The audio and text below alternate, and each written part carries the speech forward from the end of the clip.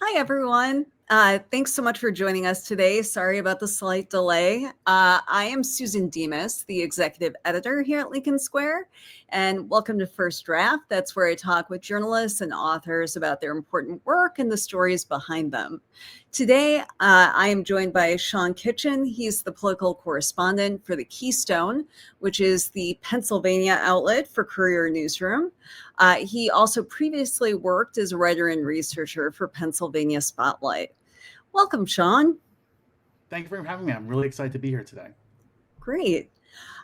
Well, Sean, you've covered Pennsylvania politics for years, and it is arguably the most important state politically because it's been the tipping point state in the Electoral College for several cycles. So what do we need to know about the state of politics in the Keystone State right now? I think things are in flux a bit.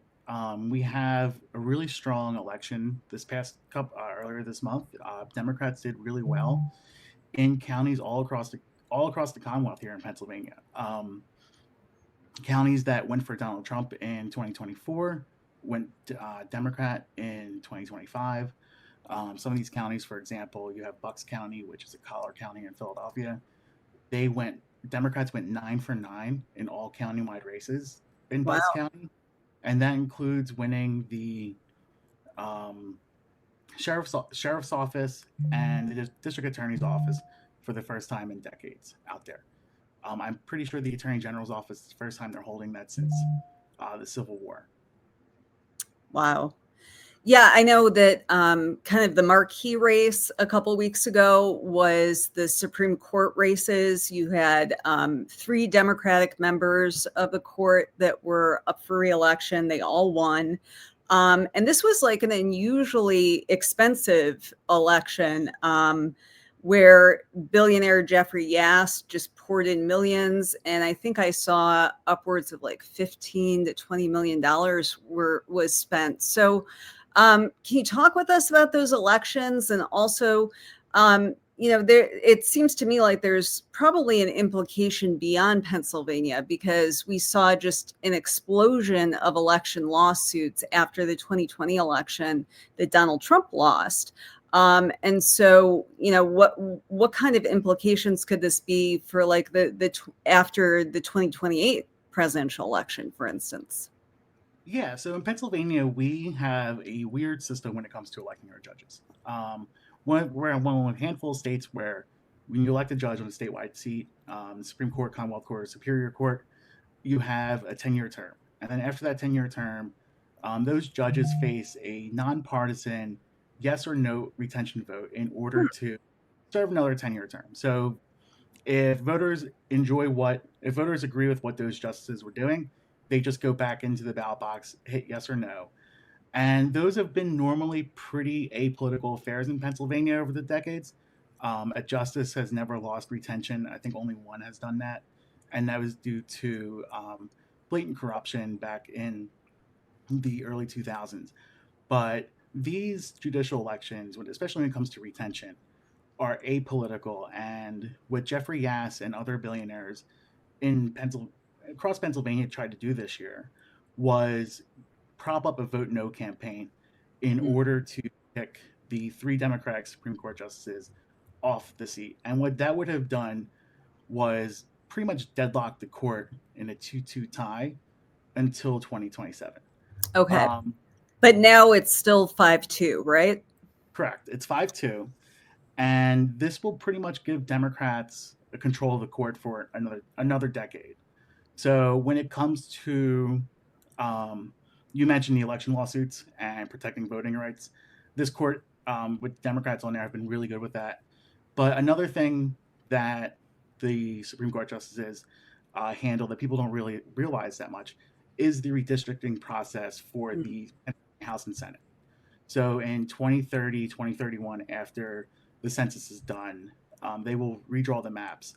And the way it breaks down is the legislative leaders from the House and Senate both pick their own person to serve on the caucus or serve on the redistricting committee, and then the Supreme Court picks the 5th person. So if you Mm. control the court, you control the map making process, and Democrats will be able to have fair maps again Mm. for another decade because of this election.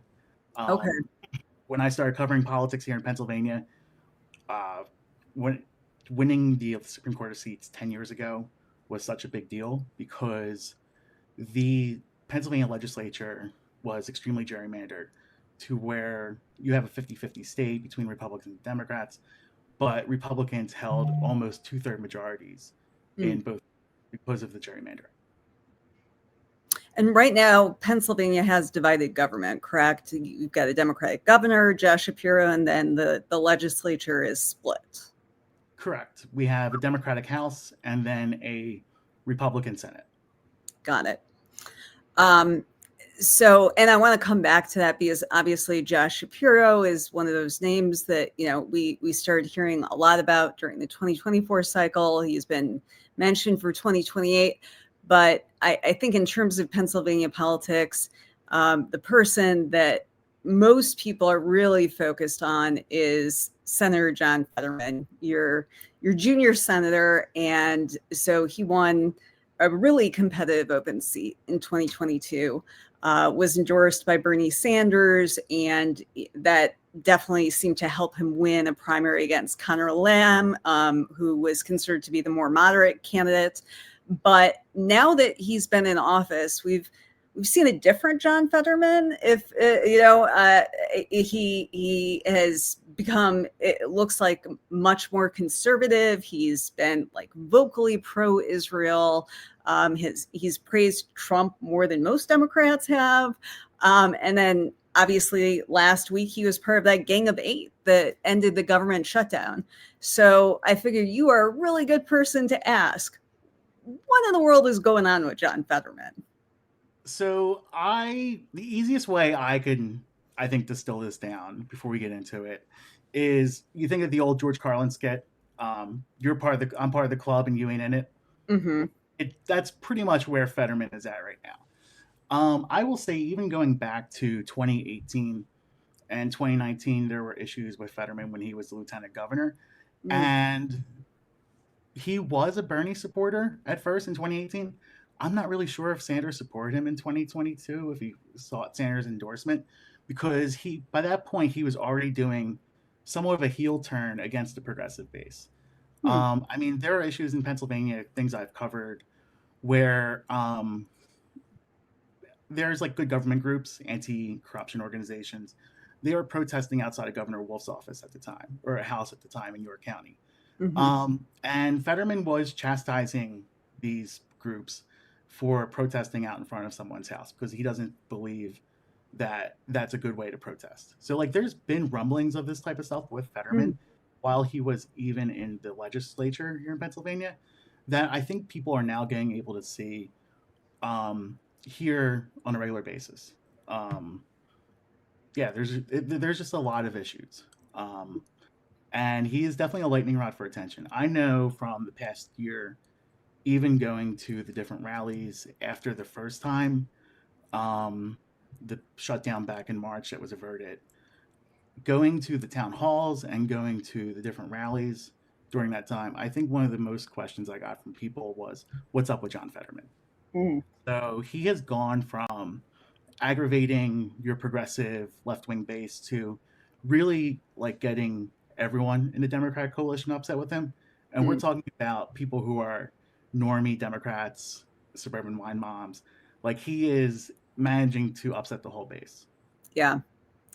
Um, there's been, I've read various pieces where people have kind of speculated, like, we don't have Joe Manchin or Kristen Sinema in the Senate anymore.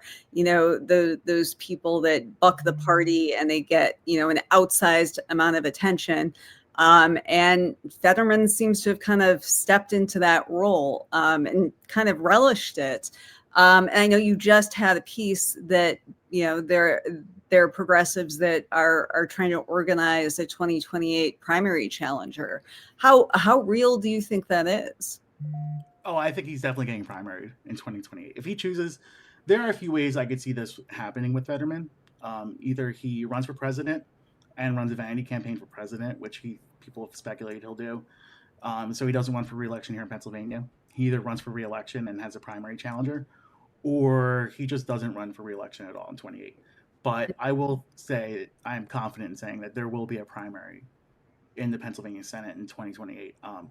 You have people throwing out Connor Lamb's name as a possible candidate, and then you have Brendan Boyle Mm, in Philadelphia, who is the House Minority Chair on the Budget Committee, and then you have Chris Deluzio, who has a blue collar, more of like a union type background mm. out in Pittsburgh that's looking to run. We're not looking to run, but have these are people who have been speculated by insiders that are potentially running. And no, I think the closer we get to 2028, Democrats have a deeper bench here in Pennsylvania where I think you're going to have more people than that trying to go for the seat. Mm. Um, well, our own Rick Wilson here at Lincoln Square has said that he thinks all the signs are here that Fetterman is going to switch parties and become a Republican and kind of use the old line like Ronald Reagan did. You know, I didn't leave the Democratic Party left me, and that's kind of Rick's perspective as being a former Republican. Do you see that as any kind of a possibility? He has said that he is not going to switch parties. And People say that, and then I yeah. mean, but the thing is, his support is coming from the Republicans right now. If you're looking at some of Mhm. the polling here in Pennsylvania, his support among Democrats is nosedive while it's being buoyed by Republicans. The thing is with Fetterman is he's still staunchly pro-choice and pro-LGBT rights, which I just don't think are two things that he'll be able to square away if he becomes a Republican. And Mhm. I mean, I look at the last time someone has switched parties here in Pennsylvania. You know, Earl Specter. Arlen Specter was a great example of that, where Obama and the Democrats were trying to get Specter over the finish line in the primary, but Joe Sestak was won. And usually, like here in Pennsylvania, party switchers, people who switch parties, don't really does not really work out well for them unless they're on that early on. Got it. Makes sense. So I did want to talk about Josh Shapiro, your governor. He, was mentioned as, being on the short list for vice president for Kamala Harris back in 2024. Do you think that he'll make the leap and he will run for president in 2028? I think he runs. I mean, he's going to have to get through his general election this year against Treasurer Stacey Garrity or Doug Mastriano, And whoever. that would be huge, right? Because that would be 4 straight terms of a Democratic governor, right? Yes, and I think this is also just another example of how Republicans, people want to call Pennsylvania a red state, but they have had trouble winning the executive office. Now they have won the row offices here, but they had a really terrible governor in 2010, and that led to pretty much like 4 straight terms, 3 straight terms of a Democratic governor here in the state. Um, I know that there were a lot of there was a lot of debate about what kind of what Josh Shapiro would have brought to the ticket had he been picked. And on one hand, the case was made he would have wrapped up Pennsylvania, and that would have been strongly in his favor for Harris to have picked him over Tim Walz. On the other hand, you had the Israel-Hamas war was such a dividing line for Democrats, and obviously did cost Harris a lot of support in some key states like Michigan, where I'm at, for instance. And I know that Shapiro has gotten a lot of heat for being too pro-Israel. Obviously, he's Jewish. How much of a factor do you think that could be for him in a Democratic primary? I know we're years away, but this continues to be a huge issue in Democratic politics right now. I think so. Going back to last year, I don't think the Israeli war prevented Shapiro from becoming the VP nominee. I know a lot of people are talking about that, and there's a lot of talk out there on that. But Mhm. Shapiro, even though he is pro-Israel as the existence of an Israeli state, he is very against Netanyahu and has been very critical of Netanyahu over the past year. Now he has made statements also criticizing pro-Palestinian groups, so he's Mhm. kind of struggling that.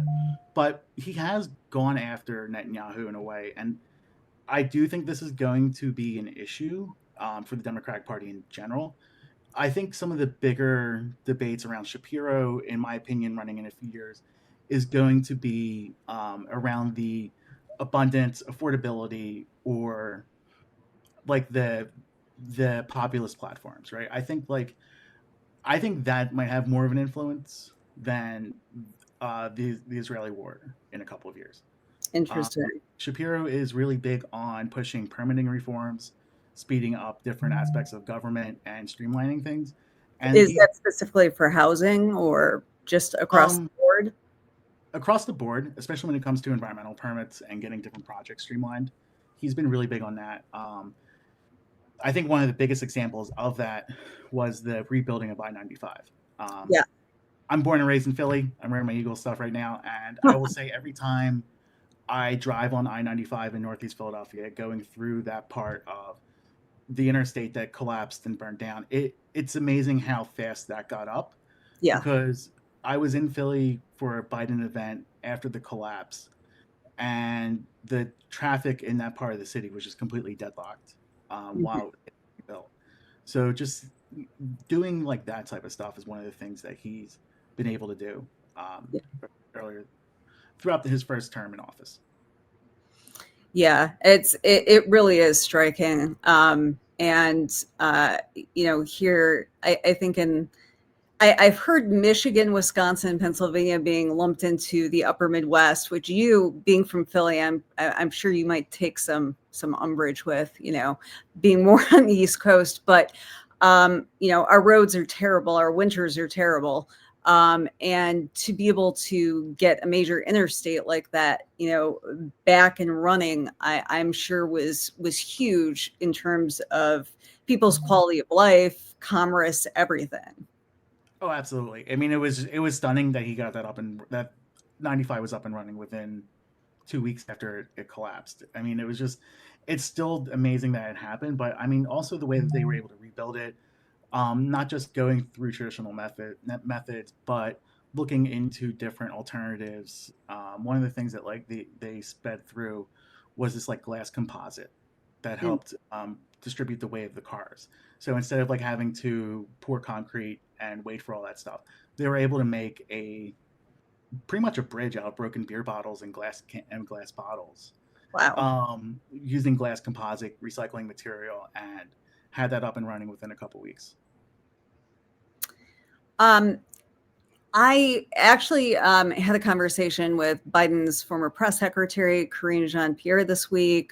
She's got a new book out, and she has made the case, even, being a Black gay woman, that she does not feel, that the country is ready for a female president, a Black female president. And I'm wondering, do you feel like the country would be ready for a Jewish president with Josh Shapiro? I think so. I think with Shapiro, and Pennsylvania has had a history of Jewish governors. Ed Rendell, Milton Schaap, like we have had Jewish governors. I think what sets Shapiro apart from everyone else, is his religion. He's very devout with Yes. his faith, and um, I mean, I don't see that being an issue with Shapiro. I Mhm. mean, I've seen how he operates, and just walking through events either at the farm show or different festivals throughout the year, being able to see him interact with people. I mean, he really is a popular governor here in Pennsylvania. Mhm. Probably one of the most popular governors we've had in Pennsylvania in decades. I have to say, he did some events that with our governor here, Governor Whitmer, during the 2024 cycle, and I've been watching his speeches at the DNC. He has an uncanny cadence that is similar to Obama. I'm wondering if that's something that you've seen, because it's just like once you see it, you can't really unsee it. I think it's been a running joke, honestly, within the newsroom and like our press corps here in Pennsylvania since he got into office, how he was sounding like Obama. And then I mean, honestly, you heard him speak. I got to see him a bunch of times speaking with Obama in Philadelphia, Pittsburgh. I was actually at one of the Whitmer and Shapiro events here in Pennsylvania. Right. Um, no, I mean he's a really good speaker. Um, but also, I think one of the things where, especially in the past few months, be following him around after the arson at the governor's mansion, I think you're starting to see also a different side of him, Hmm. more personable, more vulnerable person that like, and you're seeing him come out of his shell a little bit. Hmm. Yeah, I know Democratic governors seem to have taken different tactics with Trump during his second term. You've got Gavin Newsom in California, who's been really in his face, especially on social media, trying to lead the charge against Trump. Then others, like Gretchen Whitmer, she's tried to work with him much more this term than she did, during his first term. What has Josh Shapiro's strategy been? He has been a little bit more quiet than Newsom and others, but he was the attorney general here in Pennsylvania, Mhm. so he understands the legal aspect when it comes to filing lawsuits or challenging the federal government. And he has picked. I mean, he's pretty much like picked up where he's left off from Trump's first term by finding ways to hold Trump accountable through the by using law and by using lawsuits. Um, Pennsylvania has a Republican attorney general right now, so you're not going to see the Republican attorney general filing any lawsuits against the Trump administration. But where Shapiro and other governors have been able to file lawsuits, Mhm. been on top of that.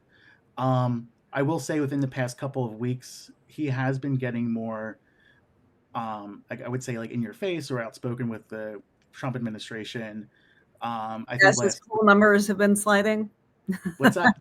As Trump's poll numbers have been sliding, perhaps? That and as he's gearing up for reelection next year, Mhm. he has really taken JD Vance to task over the past couple of weeks, different press conferences. There was a press conference with the SNAP lawsuit and Trump administration fighting to keep food out of people's mouths. Shapiro really went on the offensive going after JD Vance and, pretty much like went into this argument of calling JD Vance a phony. And Hmm. then after his Hillbilly Elegy book, and then went after JD Vance's faith, basically saying like, call yourself a man of God, you shouldn't be supporting taking the food out of like the mouth of children and women. That's really interesting. Um, well, I know we were talking that Pennsylvania does have divided government, and I know that the budget process has been really messy this year. Can you talk with us about the dynamics and what the impact of that has been on people, specifically in terms of like transportation and schools and all the things to keep a state going? Yeah, so we just finished our budget. It just got wrapped up this past week. Pennsylvania was one of the last states in the country to actually have their budget finished for this fiscal year and going into next year. And I honestly think it got done because of the election results earlier this month. Mm, Um, Republicans were pushing a budget that was like 47 point something $billion.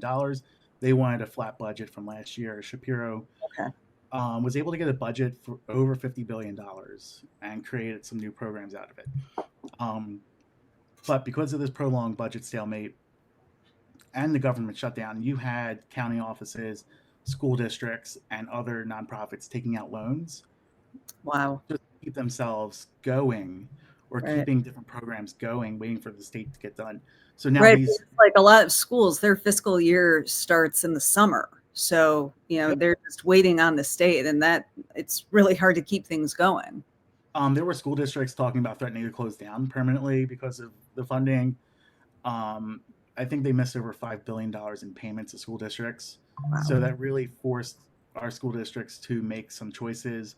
I know I was at a county commissioners meeting a couple weeks ago here in my home county, and all three commissioners were just pleading with the state to get it done because they had to take out $1 million loan to keep Head Start and other programs running through the state.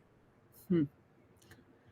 And I know that states across the country are kind of bracing for the next budget year because We're going to see a lot of cuts kick in from the federal government as a result of, the budget bill, the one that Trump calls the big, beautiful budget bill. That's going to roll downhill into the states and will likely cause a lot of cuts. What do you anticipate the situation specifically in Pennsylvania will look like next year? Oh, and then you also have the complicating factor of, the economy definitely seems to be in a slowdown. So, to the second part, Pennsylvania's economy is still growing here.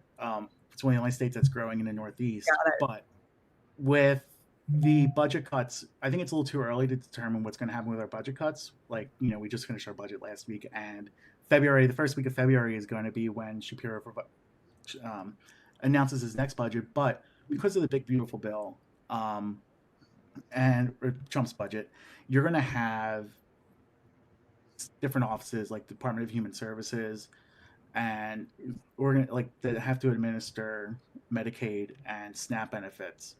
You're going to have that bureaucratic tie up. It's going to tie their hands. These are parts of our state government that don't have the adequate staffing already in place. So there's going to be a lot of issues happening once the new SNAP requirements and the Medicaid work requirements kick in, which they kicked in, I think, earlier this month. So looking ahead to the election next year, the midterms, what are going to be the key races in Pennsylvania? Obviously, you've got the gubernatorial race. Are there any particular congressional races that you're keeping an eye on? Yes, the House Democrats believe that there are 4 seats here in Pennsylvania that could flip the chamber. So you have Scott Perry's up for re-election. Scott Perry came within a couple thousand votes of losing last year. He's going to be running for re-election again, and it looks like he'll be facing Janelle Stelzen, who is a former TV news anchor in this region, and she's really beloved by a lot of people. Really personable candidate. You have Rob Bresnahan up in Scranton, who is I believe, the leader in congressional stock trading this year, even though he said he would ban congressional stock trading. This is someone who inherited his grandfather's construction company at the age of 18, spun it off to a capital venture firm, and has one of the largest stock portfolios in Congress. And then there's a couple of other races. Mackenzie, who's also a freshman representative in the Lehigh Valley, and then there's one other thing. It is Brian Fitzpatrick in Bucks County. Oh, yeah, and he's more moderate, but has kind of been on that perpetually endangered list. He has been a white whale for Democrats for the past so many years. There have been him and his brother were in control of were congressmen in that county for 20 years. And Democrats think they have a shot of flipping that because of the results in Bucks County this past election. Sweeping 9 countywide seats in the election is giving Democrats a lot of hope that they can beat Fitzpatrick, whose seat is pretty much just all of Bucks County. And for governor, how is that race shaping up? So Republicans have Stacey Garrity, the treasurer. They endorsed her really early in a way to preempt Doug Mastriano from running. And honestly, I think it's just going to be. I hope Doug Mastriano runs again, just so I can enjoy the chaos here with him on the ballot. But it's going to be like that type of primary. We're going to call it now. I don't see how Shapiro is going to lose next year. Interesting. Well, Sean, I appreciate you shedding so much light on what's going on in Pennsylvania politics. It's such a key state, and it's really helpful to talk with reporters on the ground because you are the ones that report on all of this all the time. So thanks so much for being here. I really appreciate it. No, and thank you for inviting me. I really appreciate the time. And how can people find your work on social media and online? Yes, if you go to KeystoneNewsroom.com, there's the Keystone Labor Report, which is the newsletter I run here in Pennsylvania. I started the Keystone Labor Report because there's not enough labor or worker-centered reporting here in Pennsylvania, especially as newsrooms are getting smaller and newspapers are downsizing. So just if you want to sign up there, there's sign up there. And this is going to focus on accountability, holding Republicans accountable through economic issues. So they report on what's happening with the SNAP cuts, the Medicaid cuts, the healthcare cuts, but also focusing on actual union issues and worker-centered issues here at the state. That's great. Yeah, being in Michigan, obviously labor reporting is so important to us here, but it's amazing how many cutbacks there have been across the country. I remember when the New York Times cut their one labor reporter, and they've never replaced him. So it's great that you're focusing on that, and that's also such an important strain in Democratic Party politics. So definitely check out Sean's newsletter, and thank you again, Sean. Thank you very much, and I appreciate for having me.